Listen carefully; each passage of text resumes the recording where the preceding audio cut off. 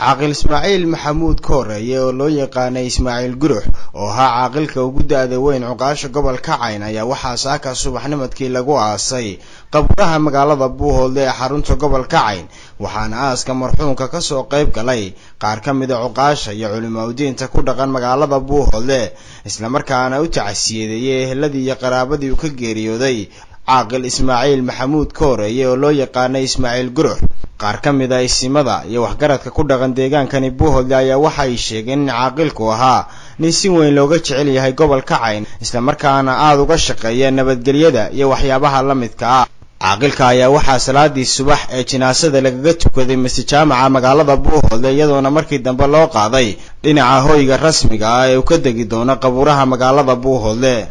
halkan waxaan tacsi uga dirayaa xaaji Ismaaciil Maxamuud Allah ha u naxariisto eheladiisii in samir iyo iimaan Allah ka siiyo isagana jannadii Allah ka waraabsho taariikh ahaan haddaan ka warramo wuxuu ahaa nin aad u fiican oo wadaniya oo islaama oo aad nabad uga shaqeeyay oo ugu fiican uu ahaa cibaada oo aan masaajid ka bixin wuxuu ahaa nin dadka jilicsan caawiya oo jecel in wax loo qabto wuxuu ahaa nin wadaniya oo muwaadin asala uu ahaa inta aan taariikhdiisa ka xusuusnahay ilaahay wuxuu ahaa nin aad qaybaha ugu fiican wuxuu ahaa nin ummadda Soomaaliyeed isugu mid tahay wuxuu ahaa nin jecel in dadku midoobo oo mid ahaado wuxuu ahaa nin jecel dadku inuu nabad ku noolaado uu ahaa kana shaqayn jiray ilaahayna waxaan ka baryayaa in ilaahay u naxariisto eheladiisina samir iyo iimaan ka siiyo إسماعيل إنا لله وإنا إليه راجعون waxaan maanta 29kii September aan ku aasayna xawalaha Buuhoodle Ismaaciil Maxamuud Kooreeye ilaahay u naxariisto wuxuu ahaa caaqil ka mid ah cuqaasha Buuhoodle waxa lagu tilmaami karaa inuu ahaa caaqilka ugu nabadda jecel waxaan leeyahay inna lillahi wa inna ilayhi raaji'uun da'diisu waxay ahayd 93 jir wuxuu xilka hayay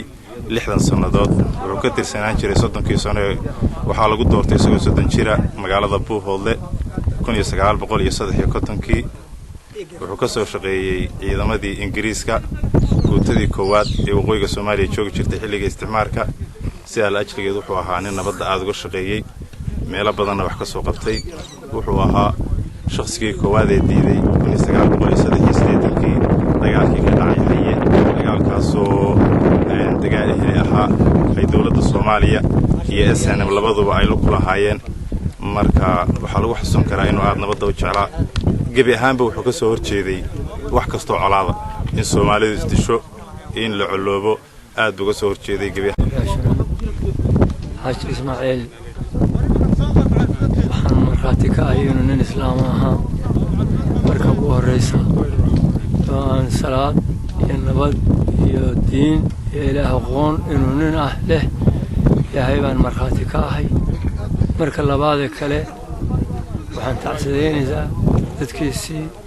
tolka cid uu ka dhintay caruurtiisii xaaskiisii ehelkiisii dadka oo dhan nin madaxa oo ka baxay weeye eelka la yiraahdo Buuhoodle ama dhulbahante ama dadka Soomaalidaaba nin weyn baa ka baxay ilaahay waxaan uga barinaynaa inuu naxariisti ka waraabiyo ilaahay waxaan ka barinaynaa inuu jannadii geeyo in xisaabta ilaahay u fududeeyo waxaan markaati u ahay oo kale inuu ahaa nin dadka la dhaqma si wanaagsan la dhaqma iyo ahaa